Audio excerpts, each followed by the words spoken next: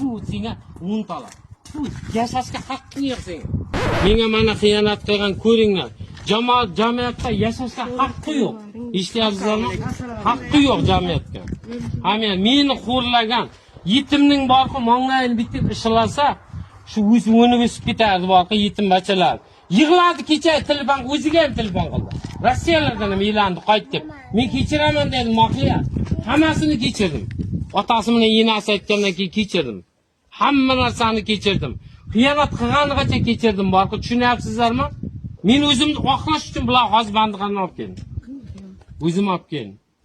Mana uyda aytmay yurmadim men, mana endi aytayapman. To'yib ketganimdan, hayotim to'yib ketgandan keyin. Mana muammo. Mana aytsin Qur'on, men ishlab turibman. Ibrohim biz hozir keldik, yana boshqatdan gapiring. Mana bo'ldi. Kim gapirdi? Mana aytsin. Mana aytsin, otasiga gapirdi. Mana otasiga gapirsin. Bu internetga chiqardi. Men aytib qo'y, internetga chiqaraman.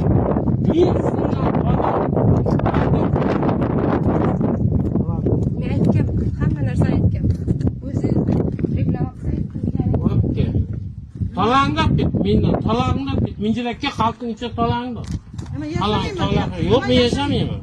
Men yashamayman. Mana otasi.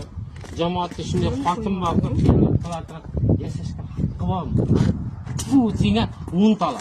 Bu yashashga haqqing yo'q senga. Bunday yo'qol. Mana yo'qol billah.